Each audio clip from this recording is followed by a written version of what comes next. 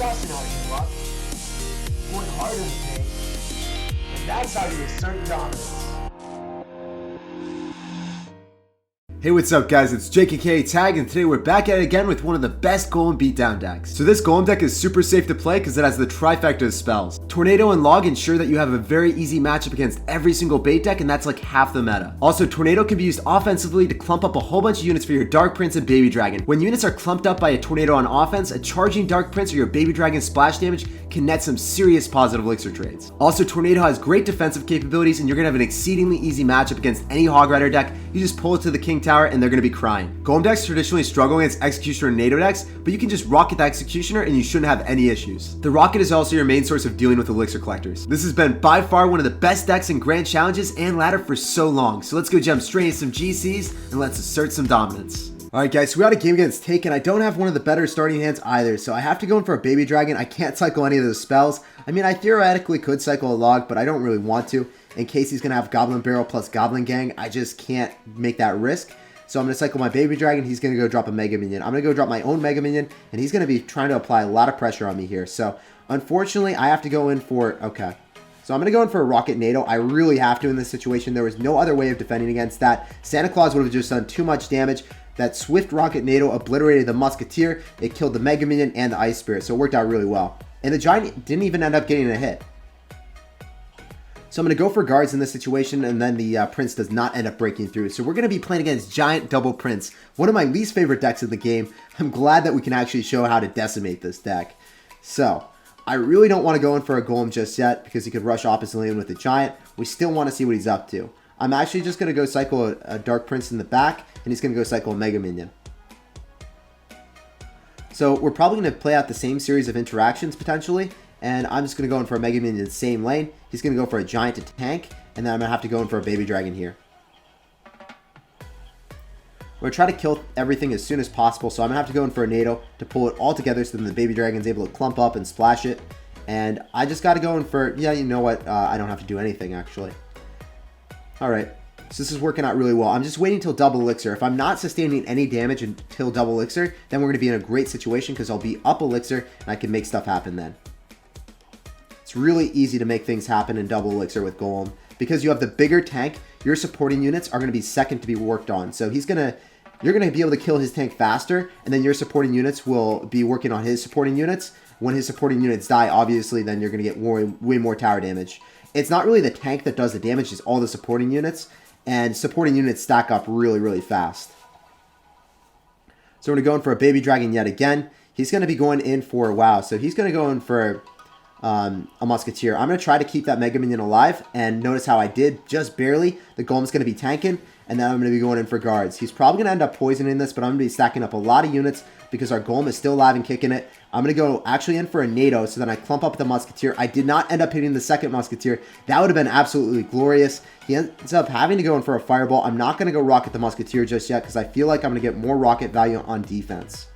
So I'm going to go in for a Mega Minion yet again in the back. I'm going to go in for my Baby Dragon, and we're stacking up units, getting ready. So I'm going to go in for the rocket that I was talking about. I know that I was going to end up hitting just more than the Musketeer. Tower damage is insignificant at this point. I could go either way with towers, but I really want to kill his push, so then I can go start my Golem in the back and be up elixir. I'd rather be up elixir than getting tower damage because Golem is not a chip deck. It's a push deck that you take a tower in one fell swoop, so that's what I like to see. I'm going to go in for a Log, I'm going to go in for Mega Minion, and then I'm going to go cycle my guards right on top. Guards are going to end up killing everything. He's actually going to get a really nice Fireball. He went in for a Zap and ended up missing. Okay, so I said he was going to get a very nice Fireball, but he ended up Chief Patting the Mega Minion, so that might actually end up costing him the game. I think we would have won it anyway, but that was an interesting play by him. I'm going to go in for a Rocket just for some tower damage, and we're going to finish off the game. Good game, well played, and good luck. You just got to play it super safe until double elixir. When you're up elixir, drop your Golem, and then you take the W. Alright guys, so we got a game against Nair. I'm going to be sussing out the guards. That's my starting play, and we're going to see what he wants to do. I can't cycle the Mega Minion because I got to have air defenses in case he wants to go Balloon opposite lane. And I'm going to go cycle my Mega Minion now because I have Nado. And we're going to see what he wants to do. He's going to go drop a Miner on defense, so this is an interesting deck. He's got Ice Golem as well, so it's probably going to be that Balloon deck. I don't want to go drop my Golem just yet. I'm going to go in for a Log. You got to wait and see. You never really want to go in for your... If you go in for a really early Golem, they could rush opposite lane and just pressure you and essentially take your tower. So It's never the best situation. Also, if I drop a Golem in the back without knowing what they're running, as I didn't see enough cards just yet, I could really just lose the game automatically to an Expo at the river. So if he goes Expo at the bridge, I could just, there's nothing to support. I only have 2 elixir and he has 4 elixir to support his Expo. There's no way for me to ever break through that. So it's something that you always have to be cognizant of. I'm going to be dropping my guards on the 1 Musketeer. They're going to bounce back and then kill the Dark Prince as well. I'm going to have a really solid push barreling down the left-hand lane. And I'm going to go in for a Baby Dragon because I can safely assume that he's probably going to drop Minion Horde if I had to guess. I'm also going to go in for a Dark Prince in case he goes in for an Ice Golem. No, so he's not going to drop Minion Horde just yet. And he's going to go in for an Ice Golem. Alright, so Baby Dragon will get the targeting, unfortunately for us. But I think that the Dark Prince is going to do some critical damage to his tower. So that is something he definitely has to worry about. Okay, so since he's going to go in for another Miner, I'm just going to go in for a Mega Minion right on top, and then I'm going to go in for a Nado. You can't just do one of them. I have to kill the tank and then also deal with the Minion Horde. Otherwise, the Minion Horde would still be at a considerable HP, and then it would go on top of my tower, and that would just be a really big sad Panda moment. We can't have that happen. Mega Minion's going to go towards the left-hand lane. He's going to have to zap it, and then we're going to go in for a Golem in the back. Since it's double elixir, and I knew that he had pump and cycle, I wanted to align that with when he was going to pump up, and we did a really nice play there. He's not able to punish the opposite lane too heavily here. He's going to try to, but it's not going to be too successful, because I'm just going to be able to go with guards and Dark Prince. I had a really good cycle, and he's not going to be able to break through. I'm going to go in for a Mega Minion. I'm going to go in for Baby Dragon, and I don't know what he has to defend this. I assume he's probably going to go in for Minion Horde, so I'm going to wait for my Tornado. I'm actually going to Nado everything closer to the pump, and I'm going to log it. Baby Dragon's going to get a few hits. I just need one more Baby Dragon Belch, and that's what's up. So we're going to end up cleaning up that tower. I'm going to go in for a Guard Surround right on top of the Goblin, or Guard Surround right on top of the Dark Prince. Going in for Mega Minion yet again. Mega Minion should finish off the Miner just in the nick of time, and then he's going to have to drop another Miner because that is not going to be zap range. So this is going to be really decent for me. I don't know how he's going to be able to get a Miner on the tower. If he does, it's way too much of an elixir commitment. And he's going to go for it in front of the tower if he does, so I'm going to go for a preemptive Nado, and that's going to be a good game, well played. I noticed that if he went in for a Miner in the back, it wouldn't have reached in time. Alright guys, so we had a game against Moha from Royal Legends. I'm going to be dropping my Dark Prince in the back as my starting play. We're going to see what he wants to do. He's actually going to have Pekka, so he's going to have a counter deck. Hopefully we can end up finessing him. I really hope that we can showcase how to beat Pekka here. So I'm going to go drop my Mega Minion same lane. I don't want to go drop my Golem just yet, and I have to go cycle the guards really vigorously. Unfortunately, that probably will end up hitting. Actually, I'm going to go in for a Nado to just pull everything back, mitigate as much damage as possible. And we're going to have a really nice counter push with the Baby Dragon and Mega Minion, and the Pekka should not get a hit on my tower. Baby Dragon's going to take the initial hit, so the Mega Minion is actually going to do a lot of DPS, and wow, so I'm not even going to have to deal with the Dark Prince, actually. So Dark Prince just died. It was sacrificed to its death, and then also the Spear Goblin, oh man, he's having a really bad cycle here. He ended up having to cycle just about everything he had. He will, however, have Pekka back in cycle for our Golem, but he's going to be down so much elixir that he's not going to be able to catapult all of his elixir in the opposite lane. I would be really scared if he had Dark Prince. Let's say he had Dark Prince, Pencil, or Batterum in his hand. It would be very scary, but he doesn't have anything. He's got to go for the Pekka same lane, and it's going to be really nice for me. So I'm going to go in for my Baby Dragon. I'm going to go in for a Mega Minion, and we're going to see if he's going to clump up anything or if he's going to give me any value. So he has bats back in cycle. I want to see what he's going to do with that. He's just going to let his Pencil die. He's going to go drop his bats right now. I'm going to go Nado everything away. The Pekka is going to be drawn away as well, allowing our Golemites to get even more hits and tank a little bit longer. So if the Golemites are going to stay alive a little bit longer, then my Mega Minion is going to have a lot more health, essentially. So I like to see it that way, and I don't have to deal with the Spear Goblins. They're going to be very minuscule in the grand scheme of things. Sure, they're going to get like 200, 300 damage, but that's not a lot of tower damage, especially when his tower damage is so split. I'm going to go in for another Golem because I'm going to be up elixir yet again, and he's probably going to go try to catapult a whole bunch of elixir in the opposite lane because he does have Dark Prince in cycle.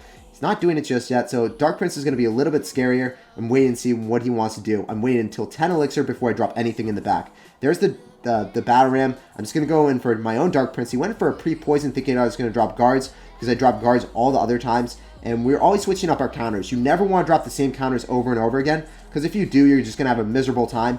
I'm going to go drop a Nado trying to pull everything together for my Baby Dragon. Unfortunately, our Dark Prince did not end up connecting, and his push is going to be starting in the opposite lane yet again. So I'm going to go in for Baby Dragon. I'm going to go in for my Dark Prince because I know that the bats are happening.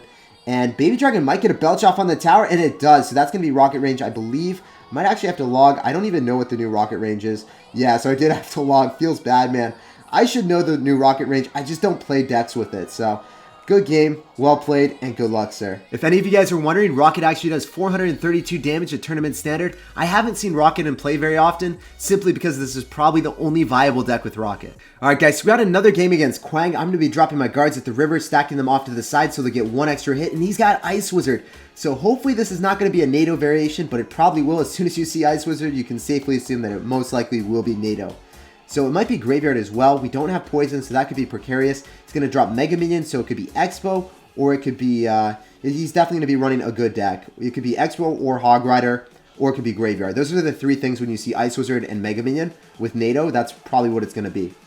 So I'm going to go drop my Baby Dragon. Baby Dragon will end up devastating his Mega Minion. And he's just going to go Cycle a Log. I really don't want to go drop my Golem. Dropping my Golem when I don't really know what he's running, especially if he has Expo, could be really devastating. So he's probably going to have Graveyard after we see the Ice Golem at the river. I'm going to go in for a Log, and then I'm also going for my guard. Since he's just expended his own Log, he's going to have to poison that. And notice how I dropped some of my guards a little bit further away from my Mega Minion, not allowing him the best poison value possible. Since he just went in for his graveyard, that's his win condition, right? So he has to cycle 4 more cards to get back to the graveyard. Especially in a single elixir, it's not possible. So he's not able to apply any counter aggression in the opposite lane. Therefore, I can safely drop my Golem, and I'm dropping my Golem right now, and he has to respond to that. He's dropping a whole bunch of defensive units, and he's definitely going to sustain a little bit of damage here. I'm going to go in for my Dark Prince. I'm going to get it ready, and I'm going to actually go in for a Baby Dragon as well. So what we're going to do is we're going to try to nado everything towards our Dark Prince. I'm going to be going in for a nado. Baby Dragon's going to be belching away, and we end up obliterating his Ice Wizard, and that's his main thing that he wants to be using the nado with. If you don't have the Ice Wizard, what are you going to be using your nado for? I guess you can nado things back, but the Baby Dragon is going to be belching away on your tower. It's going to be getting a lot of damage, and the Golemites are going to be tanking. So the Golem doesn't really necessarily do all the damage. Usually the Baby Dragon locking on to the tower, gradually accumulating that chip damage that we really wanted.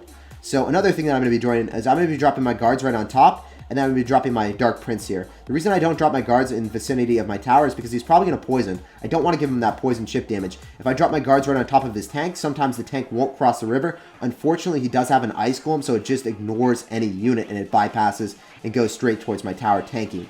But if it was just the Ice Wizard wasn't going to lock on my tower. We worked on the Ice Wizard, and if he went in for a pre-poison, it was really just going to hit a Dark Prince and give him no value.